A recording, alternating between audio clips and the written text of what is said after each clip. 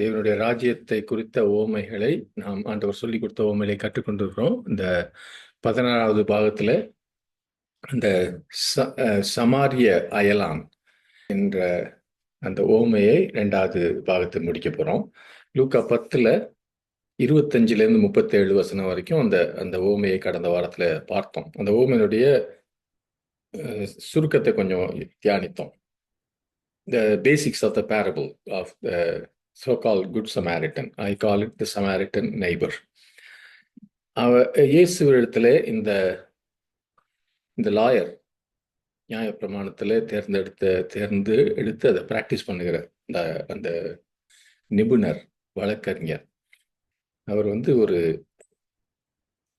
ஃபிலாசபிக்கலா தத்துவவாதமா அல்லது இறையியல் படி இவரிடத்துல இயேசு கிறிஸ்துவை மாட்டும்படியாக ஒரு ஒரு ஓப்பனான ஒரு தத்துவ விதமான ஒரு கேள்வியை அவர் கேட்டார். நித்திய ராஜ்யத்தை சுதந்திரத்துக்குள்ள என்ன செய்யணும்னு சொல்லி. He was this lawyer who was an expert in the law of Moses. He was asking a question, abstract question, expecting an abstract response, primarily to catch Jesus with his response. ஆண்டவராகிய இயேசு கிறிஸ்துவை எப்படியாவது ஒரு கண்ணியில மாட்டணும்னு கேட்டான். ஆனால் இயேசு கிறிஸ்து அவனுடைய கேள்விக்கு ஒரு தத்துவ விதத்துல பதில் சொல்லாம, நம்ம எல்லாருமே அதை புரிஞ்சுக்கணும். இந்த ஓவரா பிலாசபி இறையியல் சொல்லுவது யாருக்குமே பிரயோஜனம் இல்லை. நம்மளுடைய அறிவை காட்டும், நம்ம ஸ்மார்ட்டுன்னு காட்டும். ஆனால் ஆண்டவராகிய இயேசு கிறிஸ்து ரொம்ப எளிமையாய் சொல்லி கொடுத்தார். இந்த ஓமைகள் கதைகளில் அவங்களுக்கு புரியுது, ஆனால் ஏற்றுக்கொள்ள முடியல. அப்படிப்பட்ட விதத்தில் ஓமையை சொல்கிறார். Jesus tells the story of a man, presumably a Jewish businessman, who went from Jerusalem to Jericho. எருசலேம்ந்து எரிகோவுக்கு போன ஒரு யூத வியாபாரி பணத்தை எடுத்துகிட்டு போனவன அந்த பாதையில் இருக்கிற போகும்போது திருடர்கள் அவனை அடித்து அவனுடைய எல்லா பொருளையும் குற்றுயிரும் குலையுயிருமாய் அவனை அடித்து அங்கே போட்டுட்டு போயிட்டான். He was naked, alone, beaten to being half dead. அந்த கதையில் அவன் அப்படி உயிர் பிழைப்பானோ இல்லையா என்ற இடத்துல யாரும் இல்லாமல் பரிதாபமாக கிடக்கிற இடத்துல அந்த வழியருக 3 பேரை சொல்லி அந்த கதையை அவர் சொல்றார். 2 பேர் அதில் ஒரு பிரீஸ்ட் ஆசாரியனும் ஒரு லேவியனும் 2 பேருமே அந்த கிளர்ஜின்னு சொல்லுவாங்க இல்லையா, ஆலயத்தில் ஊழியம் செய்கிறவங்க, ஊழியக்காரர்கள்னு சொல்லுவாங்க. அவங்க அவரை அவனை பார்த்துட்டு அடுத்த பக்கம் போயிட்டாங்கன்னு பார்த்தோம். அவங்க எந்த விதத்துலையும் ஹெல்ப் பண்ணல. 3வதாக வந்தவன் a certain Samaritan, ஒரு குறிப்பான ஒரு சமாரியன். அவன் இந்த நிலைமையை இந்த அடிபட்டு கிடக்கிறவனை பார்த்தபோது அவன் மேலே மனதுருகினான் என்று போட்டிருக்கு. இந்த மனதுருக்குன்னா இந்த ஆசாரியருக்கும் இந்த லேவியருக்கும் இல்லை. தன்னால் இந்த சமாரியன் தன்னால் தனக்குள்ளே முடிஞ்சதெல்லாம் அவன் கையில் இருந்த எண்ணெய், திராட்சை ரசம், ஒயின் எல்லாத்தையும் அந்த காயத்தில் ஊற்றி கட்டினான். அதுக்கப்புறம் தனக்கு இருக்கிற அந்த கழுத மேலே அவனை போட்டு அவனை பக்கத்தில் இருக்க ஒரு சத்திரத்தில் கொண்டு போய் அவனுக்கு இருந்த பணத்தெல்லாம் கொடுத்துட்டு அவனை 2 மாதமாவது குறைச்சல வச்சுக்கும்படியாக அந்த அளவுக்கு பணத்தை கொடுத்துட்டு போனான். ஆண்டவர் இந்த லாயர்கிட்ட கேட்குறாரு, இந்த 3 பேரில் யார் அந்த விழுந்து கிடந்தவன், திருடர்களால் அடிபட்டு கிடந்தவனுக்கு யார் அயலான்? Who was the neighbour? யார் அவனுக்கு பக்கத்து வீட்டுக்காரனா இருந்தன்னு சொன்னப்ப இவன் சொன்னான், யார் அவனுக்கு இரக்கம் காட்டினானோ அவன் தான் என்று சொல்லி. So the whole point of the story is to answer the question, who is my neighbor? யார் நமக்கு பக்கத்து வீட்டுக்காரர்கள், யார் நமக்கு அயலார்கள்? ஆண்டவர் இங்கே சொல்லிக் கொடுக்கிறது, தேவனுடைய ராஜ்யத்தின் பக்கத்து வீடு என்பதில் எந்த லிமிட்டுமே கிடையாது. There is no geographical limit, there is no racial limit, there is no national or language limit in the kingdom of God. அதுதான் சொல்லிக் கொடுக்க ஒரு முக்கியமான காரியத்தை சொல்ல வர்றார். இந்த இந்த ஓமை மூலமாய் நாம் என்னத்தை கற்றுக்கொள்ளலாம்னு கொஞ்சம் பார்த்தோம், கொஞ்சம் பார்க்க ஆரம்பித்தோம். பல பேர் இந்த நல்ல சமாரியன் என்று அவர்கள் அழைக்கிற, அதில் நல்ல சமாரியன் இயேசு கிறிஸ்துவும் சொல்லலை, அந்த பைபிள்லையும் போடல, நாம சொல்றது அதெல்லாம். நல்ல சமாரியன் என்ற அவங்க நினைக்கிற இந்த கதையில கிறிஸ்தவமே அடங்கி இருக்குதுன்னு நினைக்கிறாங்க. அப்படின்னா ஆண்டவராகிய இயேசு கிறிஸ்து நமக்கு சொல்றது, நாம் நற்கிரியைகளை மற்றவர்களுக்கு செய்ய வேண்டும் என்று. அந்த நற்கிரியைகளை செய்தால் இந்த குட் சமாரிட்டன் நிறைய பேர் அந்த அந்த பேர்ல கூட சபைகள்லாம் வச்சிருக்காங்க, இயக்கங்கள்லாம் வச்சிருக்காங்க. பொதுவாக என்ன செய்வாங்கன்னா, ஏழைகளுக்கு உதவி செய்வாங்க, விதவைகளுக்கு, அனாதைகளுக்கு, கண் இல்லாதவங்களுக்கு, இப்படி. அந்த சோஷியல் சர்வீஸ், சமுதாய வேலைகள், உதவிகள் செய்தால் அதுதான் சபை இருக்கிறத விட, வேதத்தை விட, சிலுவையை விட முக்கியமானது என்று சொல்லி. இன்னைக்கெல்லாம் பாருங்க, அது அந்த ஐடியாவில் வந்த ரெட் கிராஸ், சால்வேஷன் ஆர்மி எல்லாம் அந்த பக்கம் போயிட்டாங்க. அது சோஷியல் காஸ்பல்னு சொல்லுவாங்க, சோஷியல் ஒர்க் பண்ணுறது. அவங்கள பொறுத்த வரைக்கும் இந்த நல்ல சமாரியன் தான் ஒரு பெரிய காரியம். நாம் நம்முடைய வழியை விட்டு விலகி போய் நம்முடைய அயலார்களாகிய உதவி தேவையா இருக்கிறவர்களுக்கு உதவி செய்யும். ஆனால் நான் கடந்த முறையே சொன்னேன், இப்படி நினைக்கிறவர்களுக்கு இந்த ஓமை எந்த ஒரு இடத்துல, யாருக்கு, எப்பொழுது இயேசு கிறிஸ்து சொன்னார் என்பதை குறித்து அவங்க புரிந்து கொள்ளல். நம்ம ஏற்கனவே பார்த்தோம், ஊமையை சரியா புரிந்துக்கணும்னா யார்கிட்ட அவர் சொன்னாரு, எந்த ஒரு சூழ்நிலையில் சொன்னாரு, எதற்காக சொன்னார், என்ன ஒரு மெயினான ஒரு பாயிண்ட் ஆண்டவர் சொல்றார். நமக்கு பிடிச்சதை நம்ம எடுத்துக்கிறதுக்காக. இன்னைக்கு அருமையா சகோதரி பாடினாங்க. அந்த பாட்டில் கூட பார்த்தீங்கன்னா, அதோட சாராம்சம் என்னன்னா, நம்ம நல்லா உதவி செய்யணும். உதவி செய்யணும், உதவி செய்யன்றதை பற்றி நான் இங்கே பேசலை. ஆக்சுவலி அதை ஆண்டவரும் பேசலை. நல்லா கவனிச்சிங்கன்னா, அது அவரோட மெயினான பாயிண்ட் கிடையாது. ஏன்னா ஒருத்தன் கேட்டிருந்தான்னு வச்சுக்கோங்க, எப்படி ஆண்டவரே உதவி செய்யணும், யாருக்கு உதவி செய்யணும்னு கேட்டிருந்தா, ஓகே, நீங்கள் இதுதான் அந்த கதையினுடைய அம்சம்னு சொல்லலாம். ஆனால் அவர் சொன்னதுடைய இது வந்து ரொம்ப நல்ல நுணுக்கமாக பார்க்கணும். We have to look at it. நம்ம ஆக்சுவலாக அந்த நல்ல சமாரியனை குறித்து நிறைய பேர் நினைக்கிறாங்க இல்லையா, அதற்கு எதிர்மாறான ஒரு ஒரு முக்கியமான செய்தியை ஆண்டவர் இங்கே நம்மகிட்ட போதிக்க விரும்புகிறார். அந்த இடத்துல அவனுக்கு போதிக்க விரும்புகிறார். ஏனென்றால் கேட்டவன் நியாய பிரமாணத்தை கடைபிடிக்கிறவன். The question that sparked the parable, "Teacher, what shall I do to inherit eternal life?" This lawyer asked the right question, but with the wrong motive. அவன் கேட்ட கேள்வி சரியான கேள்வி. நம்ம எல்லாருமே நித்தியராஜ்யத்தை சுதந்திரத்துக்குள்ள நம்ம என்ன செய்ய வேண்டும் என்று கேட்கணும். ஆனால் அவன் கேட்ட அதனுடைய நோக்கம் தவறான நோக்கம். கேட்ட கேள்வி சரியான கேள்வி. ஏனென்றால் அவன் அதை புரிந்து கொள்ள வேண்டும் என்பதற்காக இயேசு கிறிஸ்து கிட்ட கேட்கல. அவன் இயேசு கிறிஸ்துவை ஒரு கண்ணியில மாட்டணும். ஏனென்றால் அவன் இயேசு கிறிஸ்து வேத பிரமாணத்துக்கு விரோதமான சில காரியங்களை போதிக்கிறார் என்று அவரை மாற்றுவதற்காக, அவருடைய உபதேசங்கள் வேதத்துக்கு அடுத்ததல்ல என்பதை நிரூபிக்கும்படியாக அவன் கேட்டான். இந்த நாளில் இந்த தியானத்தை நம்ம தொடரும் போது, முதலாவதாக அந்த கேள்வி கேட்டவொடனே கொஞ்சம் யோசிச்சு பார்ப்போம். ஒரு நல்ல எந்த லாயராக இருந்தாலுமே, நியாய பிரமாணமாக இருந்தாலும் சரி, இன்னைக்கு இருக்கிற லாயராக இருந்தாலும், அவங்க கோர்ட்டில் ஒரு கேள்வி கேட்கும்போது அவங்களுக்கு ஏற்கனவே பதில் தெரியும். அந்த பதில் தெரிஞ்சதுனால்தான் அந்த கேள்வியை கேட்பாங்க. பதில் கண்டுபிடிக்கிறதுக்காக லாயர் கேட்க மாட்டாங்க. ஏன்னா அப்படி கேட்டால் அவங்க மாட்டிக்குவாங்க. ஸோ இவன் ஒரு பதிலை எதிர்பார்த்தான். அதை எதிர்பார்த்து தான் கேட்டான். ஆனால் அவன் எதிர்பார்த்த பதில் வரவில்லை. அவன் எதிர்பார்த்தது இப்படி இருக்கலாம். ஒருவேளை, போதகரே, நான் நித்திய ஜீவனை சுதந்திரத்துக்குள்ள என்ன செய்ய வேண்டும் அப்படின்னா, இயேசு இப்படி சொல்லியிருக்கலாம் அப்படின்னு எதிர்பார்த்தான். ஓ, நீ நியாய பிரமாணத்தை உண்மையும் உத்தமமாய் கடைபிடிக்கிறவனே, நீ நல்ல நல்ல காரியம் செய்கிறாய். நீ ஏற்கனவே சுதந்திரத்து விட்டாய். உன்னை பார், உனக்கு நியாய பிரமாணத்தை நீ கரைத்து கொடுத்து விட்டாய். நீ சமுதாயத்தில் நல்ல ஒரு கண்ணியமான இடத்துல இருக்கிற, எல்லாரும் உன்னை மதிக்கிறாங்க. உன்னிடத்துல நியாயப்பிரமாணம் எதிர்பார்க்கிற எல்லாத்தையும் நீ நல்லா கரெக்டாக பண்ணிட்ட. அதனால கவலைப்படாத. நீ செய்ய வேண்டியதை எல்லாம் நித்திய ராஜ்யத்துக்காக நீ செய்ய வேண்டியதெல்லாம் செய்து முடிச்சிட்ட அப்படின்னு சொல்லுவார்னு எதிர்பார்த்தான். தான் என்னத்தை செய்ய வேண்டும், நித்திய ராஜ்யத்துக்கு என்னத்தை செய்ய வேண்டும் என்று இயேசு கிறிஸ்து சொல்லி நான் கேட்க வேண்டும் என்று அவனுக்கு ஒரு வாஞ்சை இல்லை.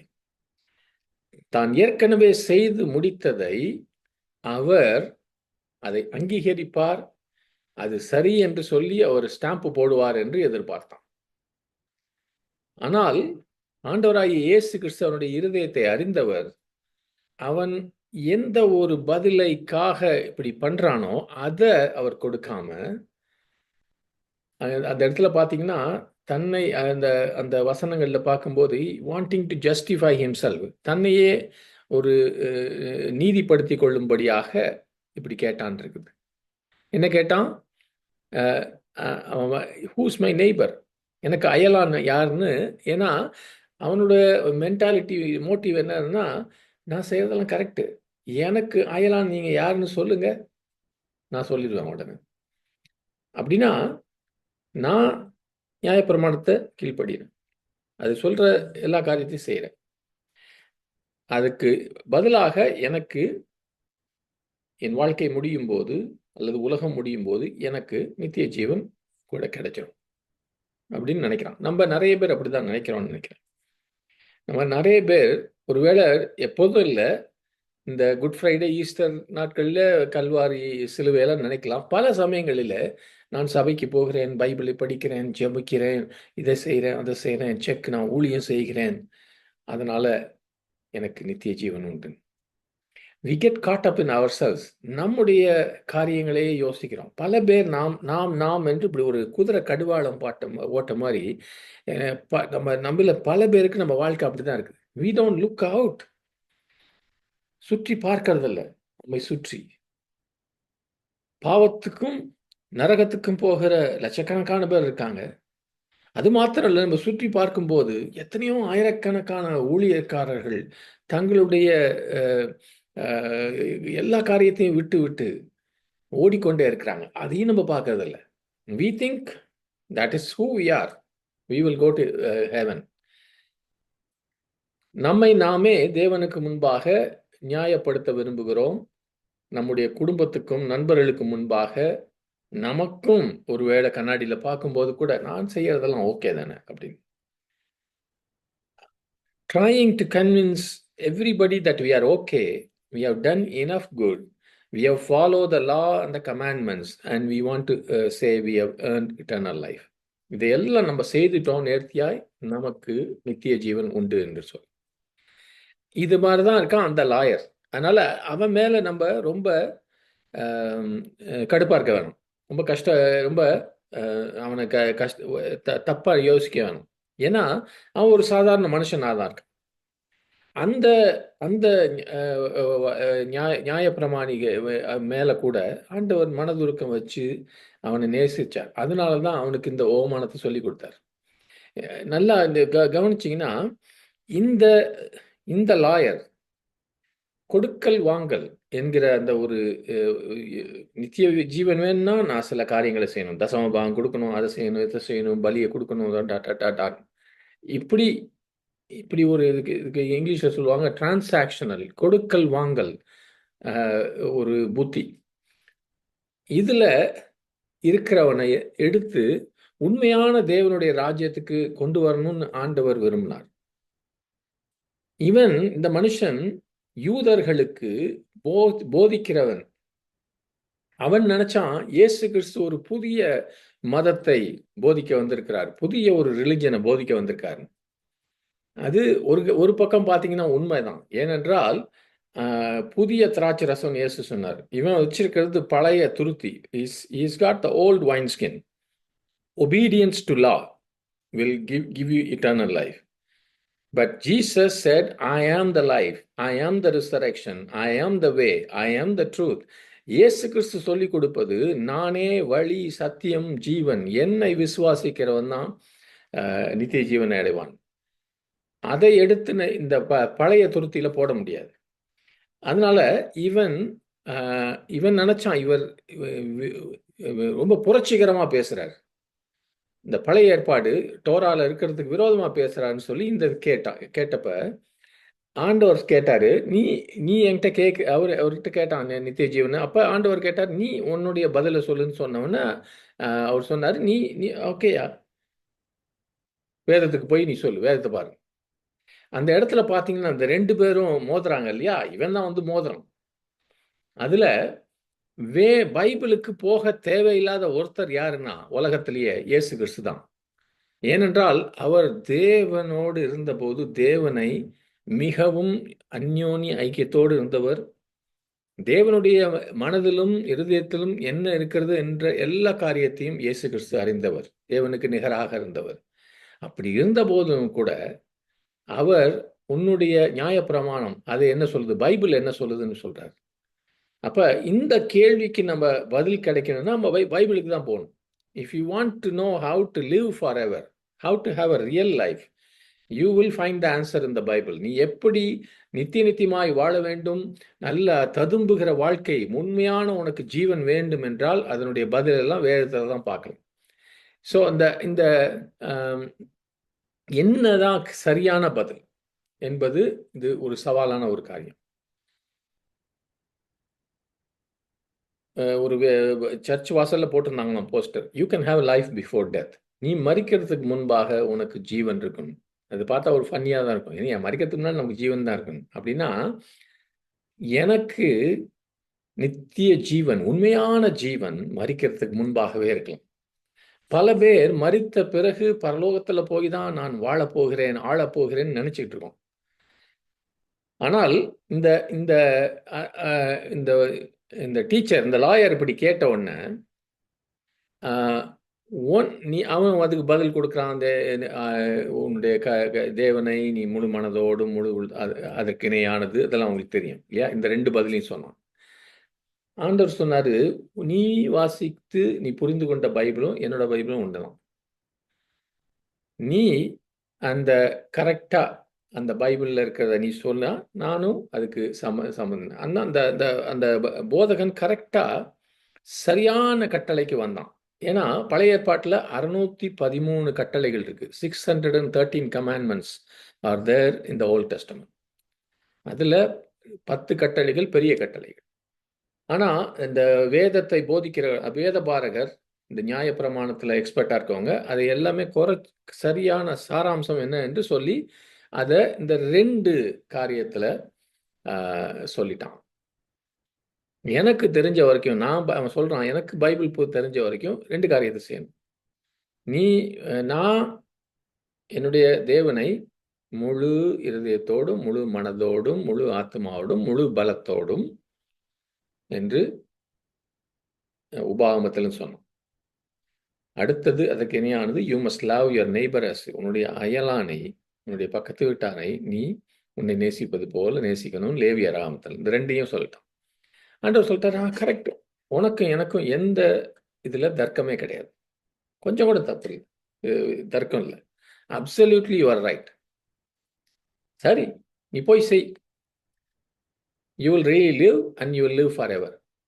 நீ போய் செய், நீ நல்லா இங்கேயும் வாழ்வ, நித்தியமாயும் வாழ்வ. நீ போய் செய், இது உனக்கு பதில் கிடைச்சிருச்சு. அப்ப அதுக்கு பின்னாடி இருந்ததை கொஞ்சம் யோசிக்கணும். ஆண்டவராக இயேசு கிறிஸ்து ஏன் இப்படி பதில் சொன்னார்? நீங்க சமாரிய ஸ்திரீயோட இருக்கிற அந்த அந்த காரியத்தையும் பார்த்தீங்கன்னா, ஆண்டவர் சில சமயம் இந்த பதிலை சொல்லும்போது அதிலே அவர்கள் கேள்வி கேட்கும்படியாக பதில் சொல்லுவார். ரொம்ப ஆண்டவருடைய ஞானம், ஆவியானவர் ஞானத்தை கொடுக்கணும்.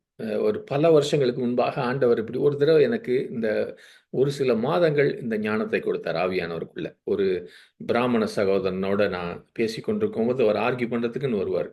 ஒவ்வொரு தடவையும் ஆவியானவர் என்ன ஒரு சின்ன பதில் கொடுத்துட்டு நிறுத்த வச்சிருவார். அவர் போயிட்டு வந்து ஒரு நாள் கழிச்சு திருப்பி அடுத்த கேள்வி கேட்க முடியாது. எனக்கு சொல்லும் போதே தெரிஞ்சிச்சு ஆவியானவர் சொல்லி கொடுத்தது வேற ஒரு காரியம் அதுக்கு பின்னால இருக்குன்னு. நம்ம சில சமயம் A to Z ஆதி ஆகமத்திலேருந்து வெளிப்படுத்தின விசேஷம் வரைக்கும் ஒரு இந்து ஆள் வந்தால் அவர்கிட்ட எல்லாத்தையும் பிடிச்சி உடச்சி நான் சுவிசேஷம் சொல்லிட்டேன் பிரதர்ன்னு நினைக்கிறோம். ஆனால் ஆண்டவர் எப்படி அழகாக சொல்கிறார் பாருங்க. சமாரிய ஸ்திரீக்கும் அப்படிதான் மெதுவாக சொல்லி கொடுத்தாரு. இவருக்கும் இவர் நல்ல வேதபாரகராக இருந்தாலும் இவருடைய கண்கள் வேற பக்கம் இருக்குது. அதனால ரொம்ப subtle points about Jesus answer. முதலாவதாக அவர் வந்து நீ தேவனை அங்க அவங்க அந்த இதுல நியாயப்பிரமாணத்தில் நீ தேவனை நேசிக்கணும், உன்னுடைய அயலானை நேசிக்கணும்னு சொல்லல. ரெண்டுலையுமே 2 கட்டளையிலுமே ஒரு கம்ப்ளீஷன் இருக்கு. ஃபுல்லா இருக்குது. பர்ஃபெக்ட்டா இருக்குது. எப்படின்னா, தேவனை நேசிக்கிறது இல்ல. அப்பன்னா யார் வேணா சொல்லிக்கலாம், நானும் தேவனை நேசிக்கிறேன். It is loving God with all your heart, all your mind, all your strength, all your soul. உன்னுடைய முழு இருதயத்தோடும், முழு மனதோடும், முழு பலத்தோடும், முழு ஆத்மாவோடும். It's a big condition. இது பெரிய ஒரு கண்டிஷன் இது. அதே போல you shall love your neighbour, அதுக்கும் ஒரு கண்டிஷன் போட்டிருக்காரு. என்னது? நீ உன்னை நேசிக்கிறது போல அவனை பிறனை நேசிக்கணும். நீ உன்னுடைய தேவைகளை குறித்து எந்த அளவுக்கு கரிசனம் இருக்கிறோ, அடுத்தவனுடைய தேவையை குறித்தும் அதே அளவுக்கு இருக்கணும். இந்த ரெண்டுமே பயங்கரமான கண்டிஷன். அவன் இந்த இந்த லாயர் இயேசுகிட்ட வாட் மஸ்ட் ஐ டூ, நான் என்ன செய்ய வேண்டும்னு கேட்டான் இல்லையா?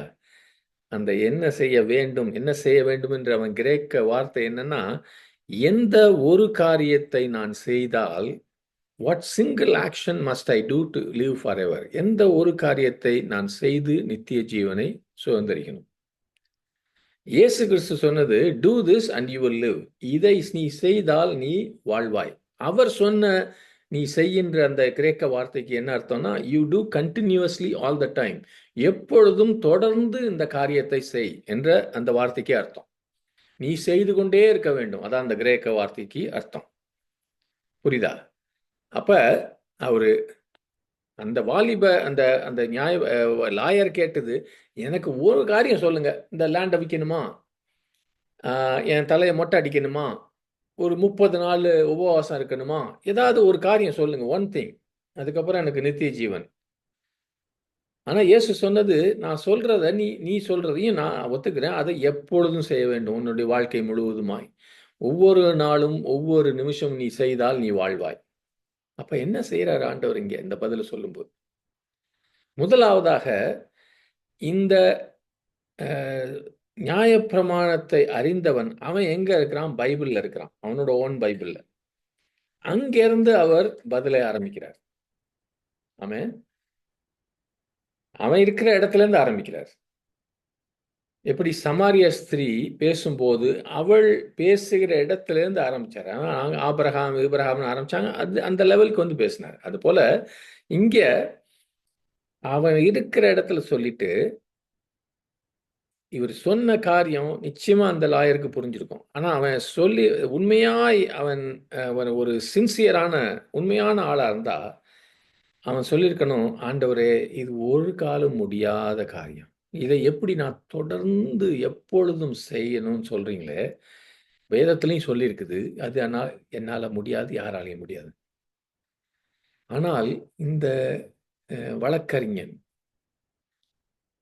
அந்த கண்ணிக்குள்ள மாட்ட விரும்பல. இவர்கிட்ட நான் செய்வேன், நீ செய், இதை செய் அப்படின்னு சொன்னா அவன் பாட்டு சொல்லிட்டு போயிருக்கலாம்ல, ஓகே ஆண்டவரே அப்படின்ட்டு போயிருக்கலாம். ஆனா அவனுக்குள்ள இருக்கு பாருங்க, அவன் வந்தது இவரை கண்ணியில மாற்றுறதுக்கு. இப்ப இவன் மாற்ற மாதிரி இருக்குது. அதனால இவனுக்குள்ள இருக்குது இல்லையா இந்த புத்தி, லாயரோட புத்தி என்ன? எதையாவது சொல்லி தப்பிக்கணும். இப்ப நீங்க வந்து யாரு கூடயாவது இயேசு கிறிஸ்துவ பத்தி நீங்க ஆர்கியூமெண்ட்டுக்கு போனீங்கன்னா, ரொம்ப ஸ்மார்ட்டா இருந்தாங்கன்னா இப்படிதான் பண்ணுவாங்க. இப்படி தப்பிக்க பார்ப்பாங்க. ஏன்னா அந்த அவங்க ட்ரெய்னிங்கே அதான். ஆர்கியூமெண்ட்ல வின் பண்ணணும். விவாதத்துல ஜெயிக்கணும். இவன் இவன் பொழப்பே அதான். லாயரா இருக்கணும்னா அவன் விவாதத்துல ஜெயிக்கணும். அப்ப அவரு சொன்னது இயேசு கிறிஸ்து இவன் இவன் சொன்னான் இல்லையா அந்த கட்டளை. அத அவரும் ஒத்துக்கிட்டார் இல்லையா? அதுல ஒரு காரியம் இருக்குது. ஒரு லூப் ஹோல் இருக்குது. என்ன அவன் என்ன சொல்லியிருக்கலாம்னா, அங்க போதகரே, இதுதான் நித்திய ஜீவனுக்கு வழின்னா, எனக்கு கொஞ்சம் கூட சான்ஸ் கிடையாது. அப்படித்தான் சொல்லியிருக்கணும். ஆனா, அ அது மாத்திரம் இல்ல. நீங்களும் நானும் யோசிக்கணும். ஆண்டவர் சொன்னது உண்மை.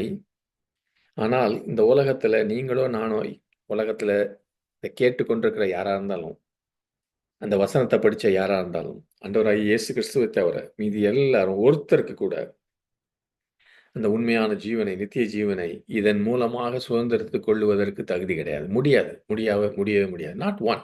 ஒருத்தருக்கும் முடியாது. இங்க இருக்க யாராவது சொல்ல முடியுமா? நான் கேட்கிறேன். என்னைய ஏற்கனவே நான் கேட்டேன் இந்த பைபிள் ஸ்டடி அப்ப. நான் தேவனை என் முழு இருதயத்தோடும் நேசிக்கிறேன். முழு ஆத்துமாவோடும், முழு பலத்தோடும், முழு மனதோடும் நேசிக்கிறேன். இதை தான் நான் தொடர்ந்து செய்கிறேன். இங்க யாராவது சொல்ல முடியுமா? யாராவது சொல்ல முடியும்னா கை தூக்குங்க.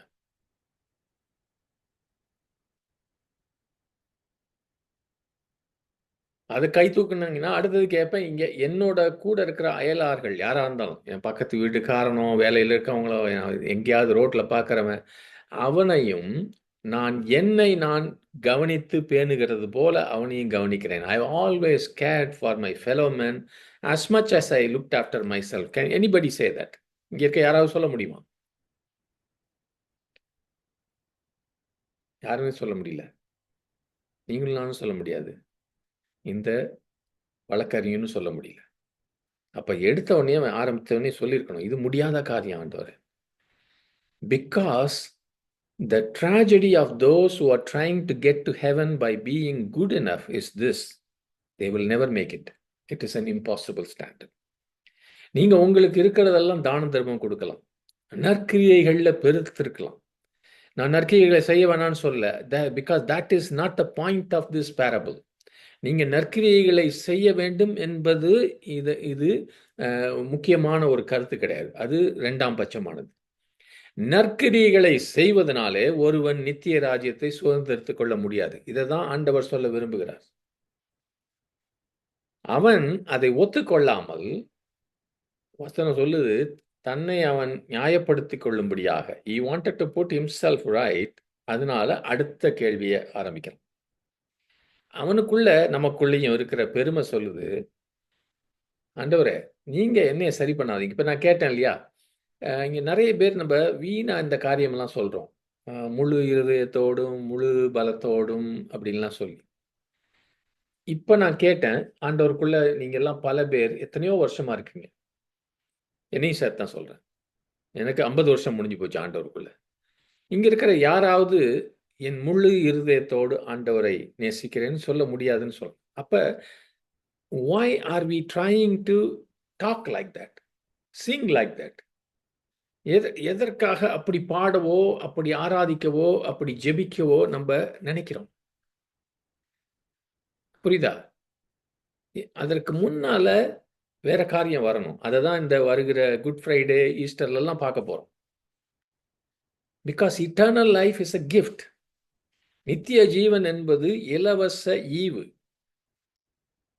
அதை ஒருவனும் நம்முடைய நியாயப்பிரமாணத்தை நிறைவேற்றி பெற்றுக்கொள்ளவே முடியாது. அதற்கு யார் தெரியுமா சாட்சி? நானும் நீங்களும், நம்ம எல்லாரும் சாட்சி. அதுக்கு இயேசு கிறிஸ்து இந்த ஓமையில சொல்லி கொடுக்கிறாரு, இதையெல்லாம் செய்தால் நீ நித்திய ஜீவன்ல இருக்க. நம்ம இங்க இருக்கிற எல்லாரும் சொல்லலாம், we are not doing this. What does that mean?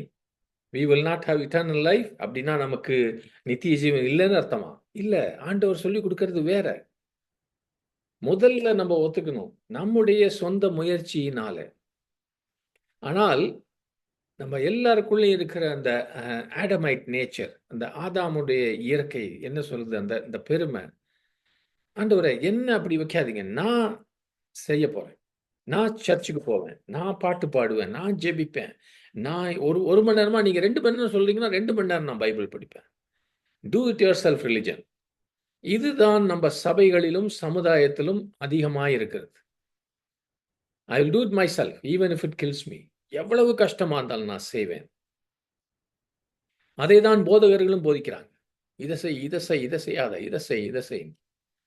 அது நம்மை நிச்சயமாக மரணத்துக்கு தான் கொண்டு போகும், ஜீவனுக்கு அல்ல. We cannot try to do things to be good enough for God. That will lead to certain death. என்னுடைய முயற்சிகள், நற்கிரியைகளினாலே நான் தேவனுக்கு முன்பாக நல்லவனாக நீதிமானாக இருந்து நித்திய ஜீவனை நான் சுதந்திரித்துக் கொள்ள முடியாது. அது நிச்சயமாய் அது மரணத்துக்கு தான் கொண்டு போகும். ஆனா இவன் அந்த அந்த பெருமையோடு ஆண்டவருக்கு முன்பாக பணிந்து, ஆண்டவரே நானும் சின்ன பையன்லேருந்து செஞ்சிட்டு இருக்கேன், முயற்சி செஞ்சுட்டு இருக்கேன், ஆனா முடியல ஆண்டவரே அப்படின்னு விழுந்திருந்தானா, என்னால செய்ய முடியலன்னு சொல்லியிருந்தானா, ஆண்டவர் அவனை உயர்த்திருப்பார். பல நூற்றாண்டுகளுக்கு முன்பாக மார்ட்டின் லூத்தர், அந்த அந்த ரோமன் கேத்தலிக் பிரீஸ்ட், அப்பெல்லாம் ஒரு சபை தான் இருந்துச்சு. எவ்வளவோ கஷ்டப்பட்டு கஷ்டப்பட்டு தன்னை உடம்ப ஒடுக்கி உபவாசம் இருந்து திருமணம் செய்யாம தனியா போய் முனிவனாக இருந்து எல்லாம் பைபிள்ல சொன்னது, அவங்க அவங்க ரிலிஜன்ல சொன்னது, அவங்க பாரம்பரியத்துல சொன்னது எல்லாத்தையும் டபுள் மடங்கா கீழ்ப்படிய பார்த்துட்டு கடைசியில முடியல அப்படின்னு வந்து விழுந்தார். அப்பதான் ஆண்டவர் அவரை எழுப்பி விட்டு அவருக்கு விடுதலை கொடுத்தார். Righteousness as a gift. Christ righteousness, கிறிஸ்துவின் நீதி. இவனோ ஓகே ஆண்டவரே முடியலன்னு சொல்ல, நீங்க எனக்கு என்னுடைய அயலான் யாருன்னு நல்ல கரெக்டா டெஃபினேஷன் கொடுத்தீங்கன்னா நான் அதுக்கப்புறம் ட்ரை பண்றேன். இது இறையியல் கல்லூரிகளிலும் சரி, இந்த நியாயப்பிரமாணம் வேதபாரகர்னு அந்த காலத்துல இருந்தவங்களும், we are all looking for specific formula. Yes 1 2 3 தசமபாகம் 10%. ஓகே, அது வந்து டாக்ஸுக்கு முன்னாடியா டாக்ஸுக்கு பின்னாடியா, அதில் ஓவர் டைம் ஆட் பண்ணணுமா, நான் நிலத்தை விற்றா அதில் சேர்க்கணுமா, இதெல்லாம் தெளிவாக சொல்லுங்கள் நீங்கள், அப்போ நான் செய்கிறேன். யாருக்கு கொடுக்கணும் இப்படி கேட்போம். இந்த இடத்துல அவன் கேட்கும்போது எனக்கு அயலான் யாருன்னு நீங்கள் சொல்லுங்கள், அப்புறமா பார்க்குறேன் இந்த கட்டளையை நான் செய்ய முடியுமா இல்லையா. இந்த கட்டளை சொன்னது இவன் தான் வந்து வேத பாரகன், வேதத்தை கரைச்சி குடிச்சவன். இவன்ல சொல்லியிருக்கணும் எனக்கு நெய்பர்னு அவன் மனசுல இருக்குது. ஆண்டவர்கிட்ட கேட்குறான். ஆண்டவர் இயேசு கிறிஸ்து இவனுக்கு ஒரு பதில் சொல்லியிருந்தா அவனுக்கு ரொம்ப சந்தோஷமா போயிருக்கும், நமக்கு சந்தோஷமா போயிருக்கும். ஐயா, உனக்கு அயலான் யாரு தெரியுமா? இந்த வீட்டுக்காரன் இந்த 2 பக்கம் வீட்டில் இருக்கான் பாரு அவன், தெருவு கைத்தாப்புல இருக்கான் பாரு அவன், அப்படின்னு ஒரு டெஃபினேஷன் கொடுத்திருந்தா ஓகே. இல்லாட்டி உன்னோட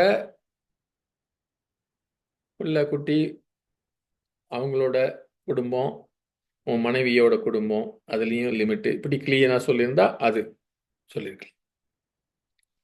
யூதர்கள்ட்ட இந்த கேள்வியை உனக்கு யார் அயலான்னு சொல்லியிருந்தா அவங்க மெயினாக சொல்லியிருப்பாங்க நம்மை போல இருக்கிற இன்னொரு யூதன்னு சொல்லி.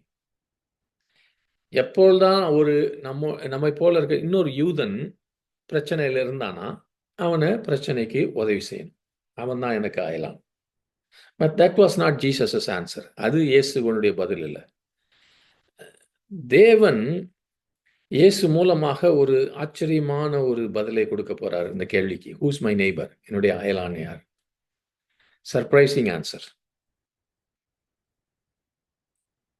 அப்பதான் அந்த கதை சொல்றாரு இல்லையா. இத உங்ககிட்ட போனதே சொன்னேன். இது நமக்கு இந்த ஒருவேளை இந்த இடம், இந்த ரோடு, இதெல்லாமே தெரிஞ்ச காரியம். ஆக்சுவலா இது ஏதோ கதை கட்டல அவரு. இந்த ரோடு இருந்துச்சு. இந்த ரோடு வந்து எருசலேம்லேருந்து எரிகோவுக்கு போகும்போது கிட்டத்தட்ட 4000 அடி, 4000 ஃபீட், அந்த 15 மைல் தூரத்தில் 15 மைல்ன்றது ரொம்ப பெரிய தூரம் கிடையாது, 25 கிலோமீட்டர்னு வச்சுக்கோங்க. இங்கே இந்த முசாஃபாலேருந்து அபுதாபி போகிற மாதிரி அவ்வளோ தூரம், அவ்வளோதான். ஆனால் அது போகும்போது அப்படி கீழே போகுமா, 4000 அடி கீழே. அது போகும்போது ஒரே குகைகளும் நிறைய கல்லுங்க இந்த மாதிரிலாம் ரொம்ப ரொம்ப கஷ்டமான ஒரு ஏரியா அது. போகிற வழி, அந்த வழிக்கு பேரே இரத்தகளமான வழி என்று சொல்லுவாங்க, த பிளடி வே. ஏனென்றால் அந்த வழியில் போகிறவங்க கொஞ்சம் ரத்தம் சிந்தாம தப்பிச்சுக்கிட்டாங்கன்னா அவங்க ரொம்ப அதிர்ஷ்டசாலின்னு சொல்லுவாங்க.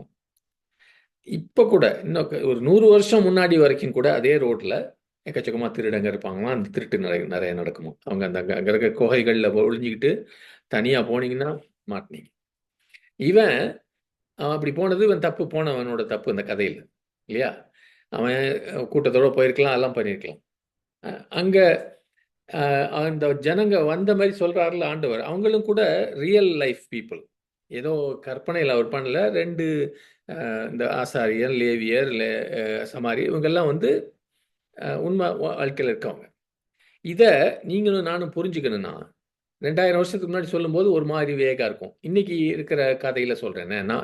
நம்ம பாம்பேலேயோ சென்னையிலையோ எங்கேயோ இருக்கோம்னு வச்சுக்கலாம். அங்கே நீங்கள் டெய்லி ட்ரெயினில் போயிட்டுருக்கீங்க.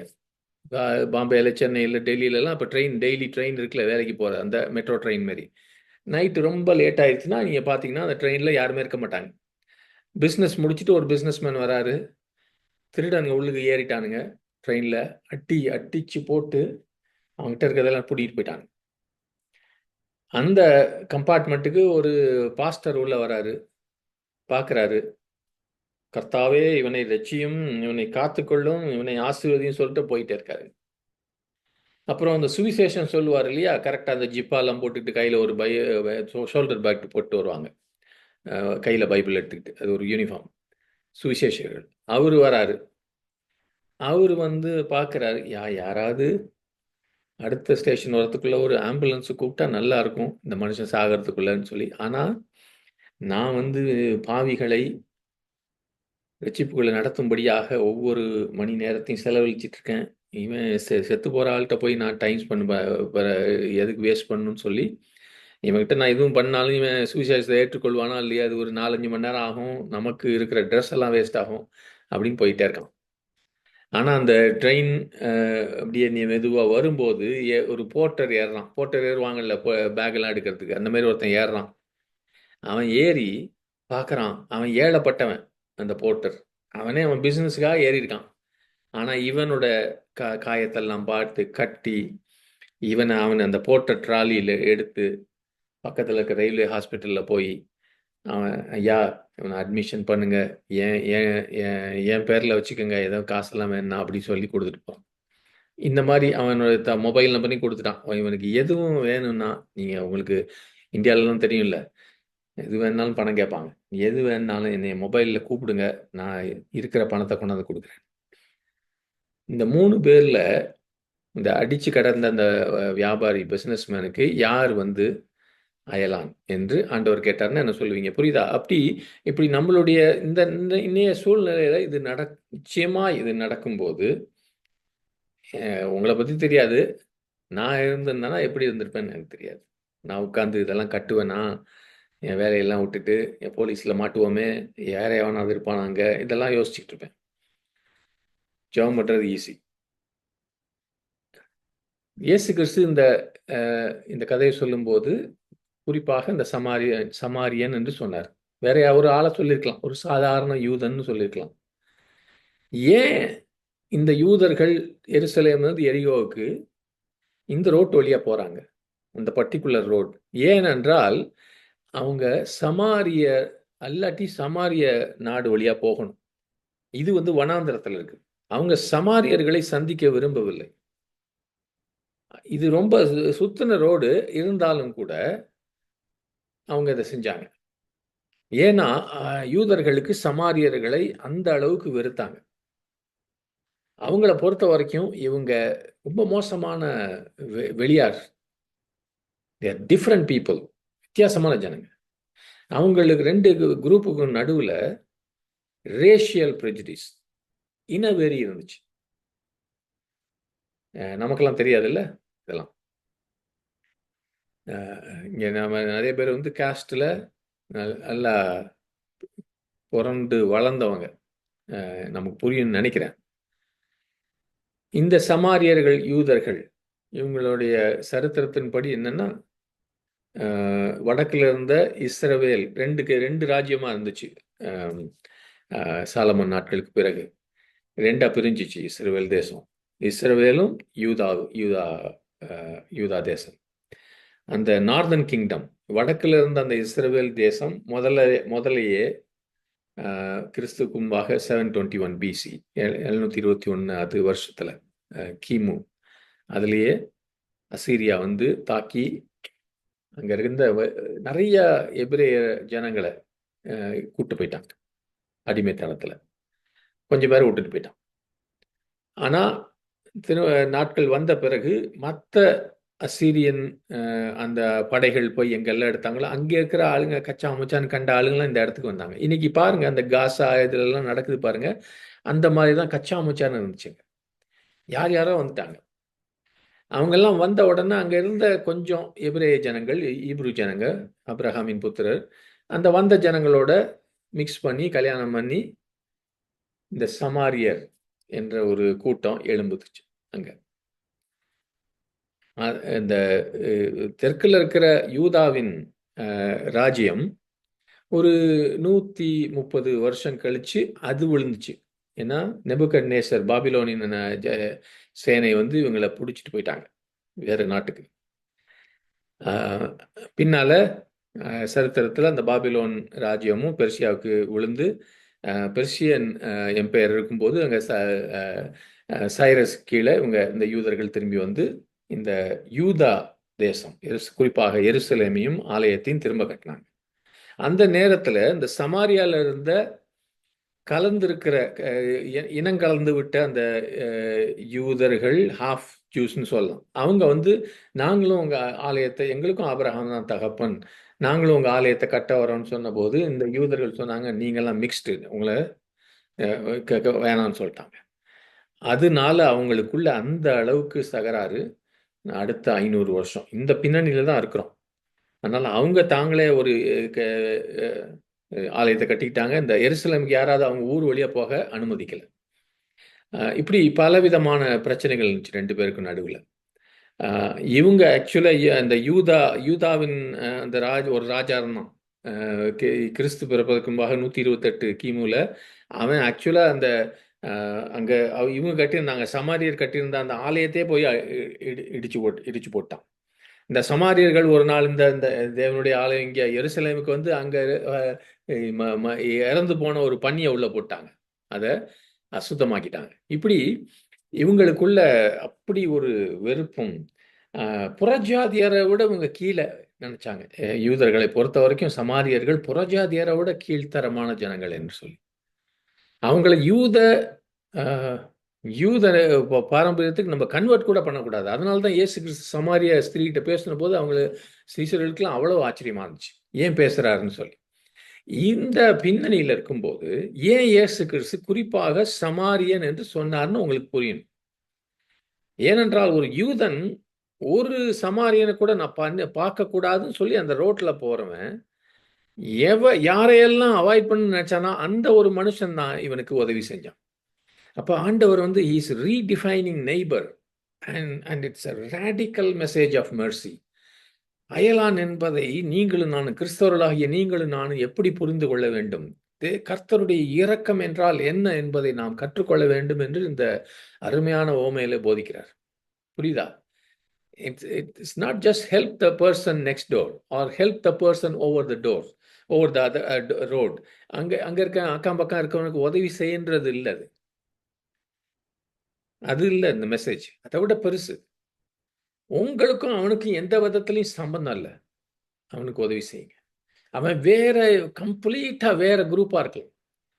அவனை வந்து நீங்க ஓகே, சில பேர் நினைப்போம் எங்க ஊர் நாகர்கோயில், திருநெல்வேலி, திருச்சி, மெட்ராஸ், அப்படி பாம்பே, இப்படி எங்க ஊரு, எங்க குலம், முதல்ல எங்க குலம்னு ஆரம்பிக்க மை காஸ்ட், அப்புறம் மை வில்லேஜ், டவுன், என்னோட கிராமம், அதுக்கப்புறம் மேபி என்னோட லாங்குவேஜ், தமிழ் பேசுனா ஓகே, இப்படி மேக்ஸிமம் போனால் இந்தியன்ஸ், ஏன்னா கொஞ்சமாச்சும் நமக்கு இது இருக்கு. அப்படி இல்லை, உங்களுக்கு அவனுக்கு எந்த விதத்துலையும் சம்மந்தம் இல்லை, அவனையும் நீங்கள் உங்களுடைய அயலான் என்று யோசிக்கணும்.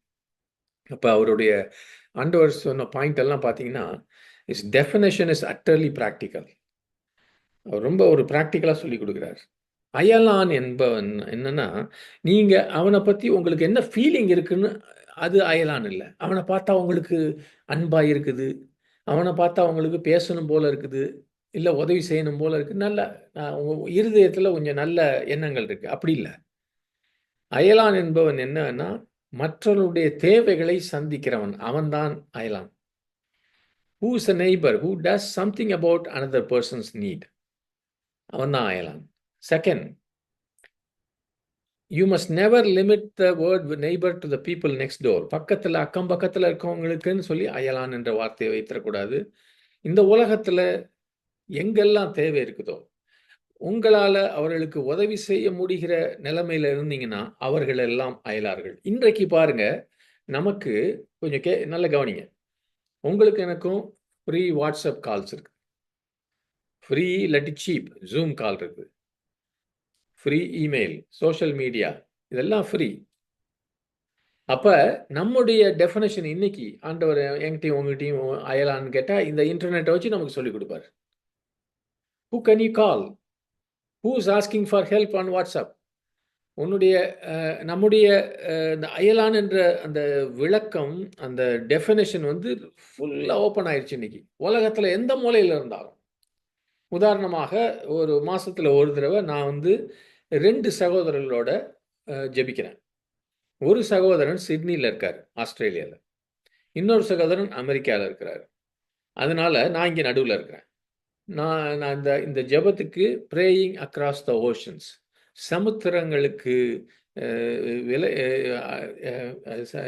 சமுத்திரங்களை எல்லாம் தாண்டி ஜெபிக்கிறது நான் பேர் வச்சிருக்கேன். ஒரு 4-5 வருஷமாக ஜெபம் பண்ணுறோம். ஆனால் நான் பார்க்கும்போது பல கிறிஸ்தவர்கள், நான் இங்கே கேட்டுக்கொண்டிருக்கிற பல பேர் கூட இன்னைக்கு கர்த்தருக்கு ஸ்தோத்திரம், சிஸ்டர் விஜய் எல்லாம் இருக்காங்கன்னு நினைக்கிறேன், விஜய் கிரேஸ்லாம். We have Kavitha and Sangeetha and others. What the sister does, she is in Chennai. Because she knows Hindi, she reaches out to people from different parts of India, ladies from India, and she reaches out to them in love of Christ. நம்மளோட வந்து சேர்ந்திருக்காங்க. That is the definition of your neighbor. நம்முடைய ஊர், நம்மள மாதிரி பேசுறவங்க, நிறைய கிறிஸ்தவங்களுக்கு இந்த நேரோ மென்டாலிட்டி இருக்கு. It first starts with the nucleus family, husband, wife, children. அப்படியே இருப்பாங்க ஒரு கும்பலா.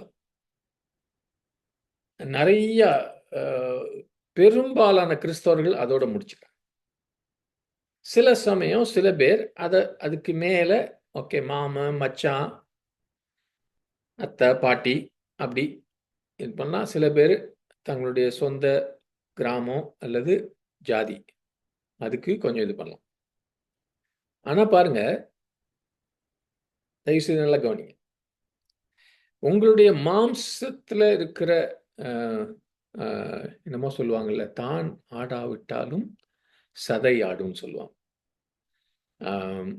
அப்படின்னா இப்போ எனக்கு ஒரு பிரதரோ சிஸ்டரோ இருக்காங்க, நான் சாதாரணமாக பேசுறதே கிடையாது, ஆனால் அவங்களுக்கு ஏதாச்சும் ஆச்சுன்னா எனக்குள்ள அந்த உணர்ச்சி வரும். That is the carnal compassion, மாம்சீக அன்பு.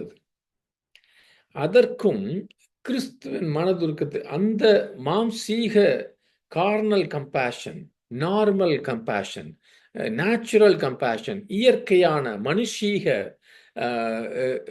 மாம்ச பிரகாரமான சரீர பிரகாரமான மனதுருக்கத்துக்கும் அதிலிருந்து நான் கிறிஸ்துவின் மனதுருக்கத்துக்கு நான் கிராஜுவேட் ஆயிட்டேன், மேலே போயிட்டேன்னா அதுக்கு என்ன தெரியுமா சாட்சி?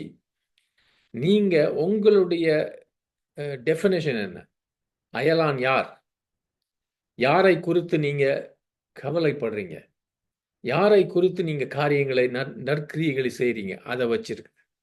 அதனாலதான் மிஷினரிகள் எல்லாம் பாருங்க, அங்கே இருந்து வந்தாரு வில்லியம் கேரி அப்படின்னா, அவர் வில்லியம் கேரிக்கு முன்னாடின்னு பார்க்காத ஆளுங்க வெஸ்ட் பெங்கால்லையோ மற்ற இந்தியாவில், அவங்க அவருக்கு நெய்பர், அயலான். இந்த காரியத்தை உண்மையா செஞ்சார். இன்னைக்கு நம்ம இங்க வந்திருக்கோம், நமக்கு அயலார்கள்னு சொல்றதுக்கு எவ்வளோ நாட்டு தேசத்தார் இருக்காங்க நம்ம சுற்றி. நமக்கு உண்மையிலேயே அவர்களை குறித்து மனதுருக்கம் இருக்குதா, இல்லை நம்ம ஊருக்காரனை தான் தேடிட்டு இருக்கோமா, நம்ம குடும்பத்து ஆளுங்களை தான் பார்த்துட்டு இருக்கோமா? நிறைய பேர் பைபிள் ஸ்டடி வைக்கிறீங்க உங்க குடும்பத்துக்கு மட்டும். ஸ்தோத்திரம். ஆனா தயவுசெய்து அதோட நிறுத்தாதீங்க. அது வந்து மாம்சீகத்தோடு நிறுத்தணும்.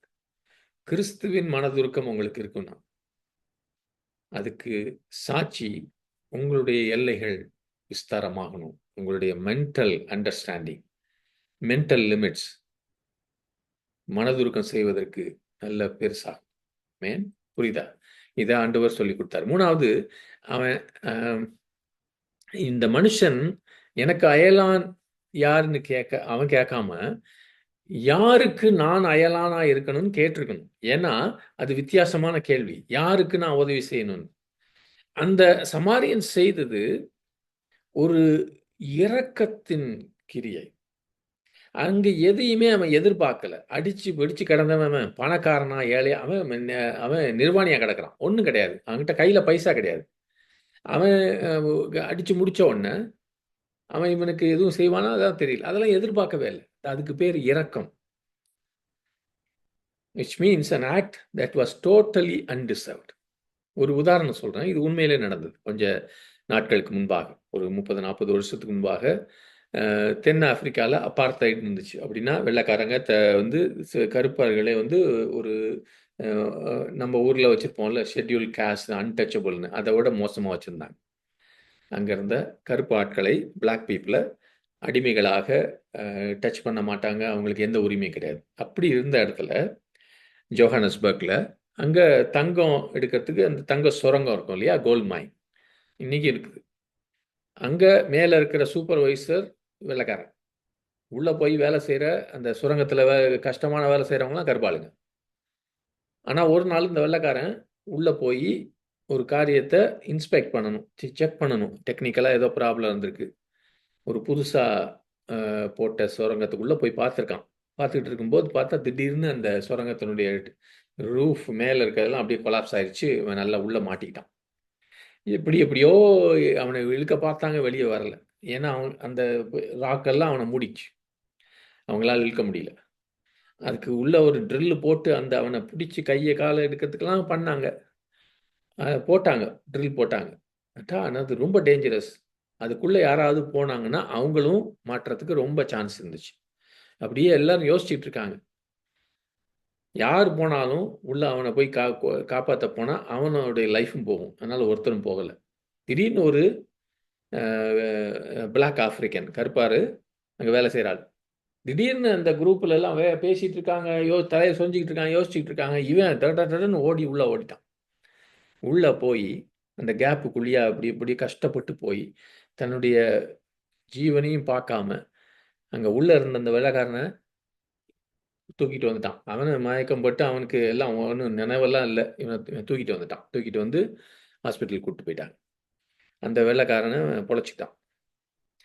பொழச்சு நல்லா கொஞ்சம் நல்லா நினைவெல்லாம் வந்த உடனே, ஆ "உன்னைய காப்பாத்துன ஆள நீ சந்திக்கணுமான்னு?" கேட்டிருக்காங்க. ஆமாமா. நான் அவன பார்க்கணும். அவனுக்கு நான் நன்றி செலுத்தணும் அப்படின்னு சொன்னான், இந்த வெள்ளைக்காரன். அப்ப வெளிய இருந்த அந்த அந்த கருப்பால உள்ள வர சொன்னாங்க. அவன் உள்ள வந்த உடனே இந்த வெள்ளைக்காரன் பார்த்தான். அ முகத்தையே இந்த பக்கம் திருப்பிக்கிட்டான். இவனா நம்மள தூக்குனான்னு சொல்லி இப்படி திருப்பிக்கிட்டு, அவன அவனுக்கு ஹலோ கூட சொல்லல. நம்ம நினைக்கலாம் அது இப்பதான் கொஞ்ச நாளைக்கு முன்னாடி நடந்துச்சு. நம்ம நினைக்கலாம் இது ரொம்ப மோசம்னு. ஆனா பல சமயங்கள்ல நம்மையும் நான் யோசிச்சு பார்ப்போம். அதே வெள்ளைக்காரன் திரும்ப அந்த சுரங்கத்தில மாட்டுனான். அதே கருப்பு ஆளு போய் திரும்பி அவன எடுத்தாலும் கூட, அது பேரு இரக்கத்தின் கிரியை. அவன் அந்த கருப்பு ஆளு எதையும் எதிர்பார்க்கல. அந்த நேரத்தில போய் இவன் நம்மள எதிரின்னு நெனைக்கிறான், நம்ம தாழ்மையா நெனைக்கிறான், நம்மள கீழ்த்தரமா நெனைக்கிறான். அப்பொழுதும் கூட அவன போய் காப்பாத்துனா என்ன அர்த்தம்? இரக்கம் காட்டுறான். That is being a good Samaritan. Amen. அதுதான் அப்படி ஒரு நல்ல சமாரியனாக இருக்கிறது. இந்த 3 பேர்ல யார் அ இவனுக்கு அயலானா இருந்தான்னு ஆண்டவர் கேட்டபோது, அந்த அ அந்த லாயர் என்ன சொன்னான்? அவனால அந்த சமாரியன்னு வாயில சொல்ல முடியல பாருங்க. அந்த அளவுக்கு அவங்களுக்கு அந்த வெறி. அப்படி சொல்லல அவன். அவன் சொன்னான், யாரு அவனுக்கு இரக்கம் காட்டினானோ அவன் தான் அயலான்னு சொல்லி. ஆண்டவர் சொன்னார், "ஓகே, போ. நீ செய்.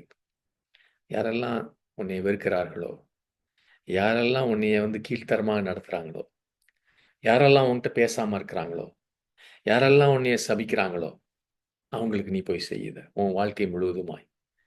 இதை நீ தொடர்ந்து செய்வாயானால் நீ நித்தியத்தில் வாழ்வாய். அதுவும் எதுக்கு சொன்னார் ஆண்டவர்னா, அவனை புஷ் பண்றாரு இந்த லாயரை. இங்க இருக்கிற நான் யார்கிட்டயும் கேட்கிறேன், உங்களுக்கு பாரம்பரிய விரோதி, உங்களை கரிச்சு குட்டுறவங்க, உங்களை சபித்தவர்கள், உங்க குடும்பத்தை குலைத்தவர்கள், கெடுத்தவர்கள், எனக்கு அப்படி ஆளுங்க இருக்காங்க, உங்களுக்கும் ஒவ்வொருத்தருக்கும் இருக்கும். அவங்களுக்கு போய் நீ இப்படி செய்யின்னு இயேசு கிறிஸ்து சொன்னார்னா, ஓ ஈஸி அப்படி சொல்ல முடியுமா? அவன்கிட்ட ஆண்டவர் சொன்னபோது, அவன்கிட்ட எதிர்பார்த்த ஒரு காரியம், என்னால முடியாது ஆண்டவரே. ஆனால் அவன் என்ன சொன்னான்னு தெரியல நமக்கு. ஒருவேளை அவன் இந்த பெருமையிலே போயிருக்கான்னு நினைக்கிறேன். எப்படி போனான்னு தெரியல. அவன் சரியான கேள்வி கேட்கல பாருங்க. இன்னும் அவன் கேட்கல ஆண்டவர்கிட்ட, தேவனை முழு இருதயத்தோடு நேசிப்பதுனா என்ன? எப்படி ஆண்டவரை நேசிக்கிறதுன்னு கேட்கல. அது உண்மையான காரியம், கேட்கணும் நம்ம. அஹ் இ- இந்த ரோட்ல போகும்போது ஒரு நன்மையை செஞ்சுட்டா போதுமா? அப்படி இல்லை. என்னால, என்னுடைய முயற்சியினால இயேசு சொல்லுகிறதை நான் செய்ய முடியாது. நான் செய்யணும்.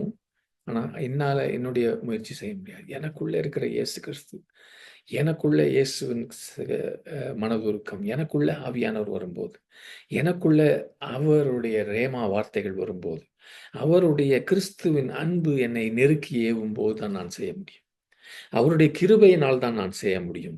இயேசு, எனக்குள்ள இருக்கிற இயேசு தான் அதை செய்ய முடியும். என்னுடைய மாம்சம், என்னுடைய தீர்மானங்கள், என்னுடைய உணர்ச்சி வசமான தீர்மானங்கள், my emotional decisions, my firm zealous decisions cannot do these things.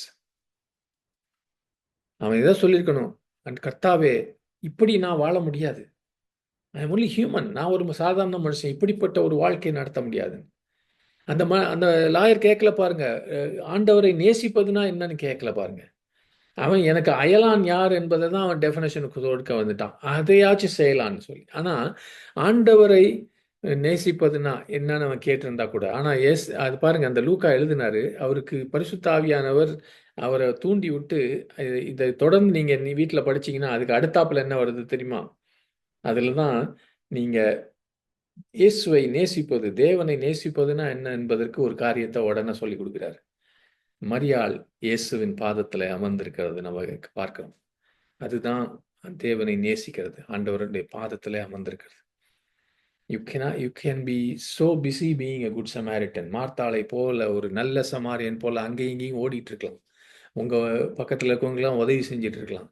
ஆனால் கர்த்தருக்கு பாதத்தில் அமர்ந்திருக்கிறதுல தான் நமக்கு இந்த இந்த தேவனை நேசிக்கிறது, மற்றவர்களை நேசிக்கிற அந்த அந்த வல்லமையும், அந்த தரிசனமும், அந்த அந்த சந்தர்ப்பங்களும், அந்த வாசல்களும் நமக்கு திறக்கும். நமக்கு ஆண்டவர் நமக்கு சொல்லிக் கொடுக்கறது மாத்திரம் இல்லை, நமக்கு செய்வதற்கும் கிருபையை தருவார், பலத்தை தருவார். புரியுதா?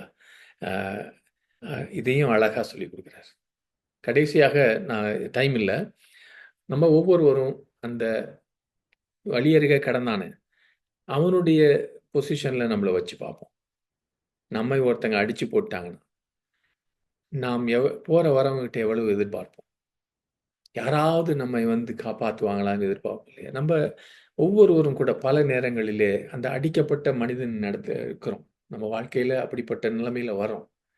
அந்த நேரத்தில் யாராவது நமக்கு அன்பு செலுத்துவார்களான்னு யோசிக்கிறோம். அதையும் யோசிக்கணும். ஆமென். அவனும் அடிபட்டு தான் கிடந்தான். நான் அப்படி இருந்தபோது, இந்த நிலைமையில் இருந்தபோது, ஒரு நாள் ஒரு சகோதரன், எனக்கு முன்ன பின்ன தெரியாத சகோதரன், நான் காலேஜில் போய் சேர்ந்தப்ப என்னை தேடி தேடி வந்தார். இளங்கோன்னு ஒரு சகோதரன். அவருக்கு என்னை முன்ன பின்ன பார்த்ததில்ல. ஜெப கூட்டத்துக்கு வாயா வாயான்னு. நான் அவரை போங்கன்னு தள்ளும்போது கூட விடல.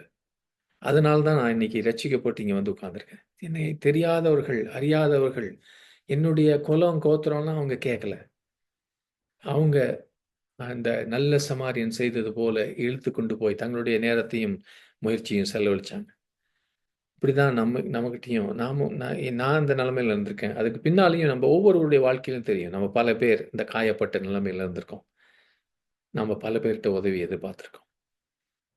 நாமும் அடுத்த சைட்ல இருக்கும்போது, வழி அருகே போகிற நேரத்துல இப்படிப்பட்டவர்களை பார்த்து, இவர்களுக்கு நம்ப அன்பு செலுத்துவோம். இது முடியும் யாருக்கு தெரியுமா முடியும்? ஆண்டவராகிய இயேசு கிறிஸ்துவின் ராஜ்யத்துல நுழைந்து, அவருடைய வல்லமையையும், அவருடைய கிருபையும், அவருடைய மனதுருக்கத்தையும் பெற்றவர்களுக்கு மாத்திரம் தான் இது சாத்தியம். ஏனென்றால், எனக்குள்ளே ஏற்கனவே நித்திய ஜீவன் இருக்குது. என்னுடைய நித்திய ஜீவன் இதனால வந்ததில்ல, இயேசுவினால வந்தது. அவர்தான் நல்ல சமாரியன். அவர் எனக்கு இதை செய்தார். அதனால அவரைப் போல நான் வாழ்வேன். ஏற்கனவே எனக்கு நித்திய ஜீவன் இருக்கிறதுனால, இது நித்திய ஜீவனை சுதந்தரித்துக் கொள்ள அல்ல, நித்திய ஜீவனை நான் சுதந்தரித்துக் கொண்டதுனால, எனக்குள்ளே தேவராஜ்யம் இருக்கிறதுனால, the kingdom of God has come near you and me now. அதனால அதிலே நான் வாழ்கிறேன். அதற்கேற்றபடி வாழ்கிறேன்.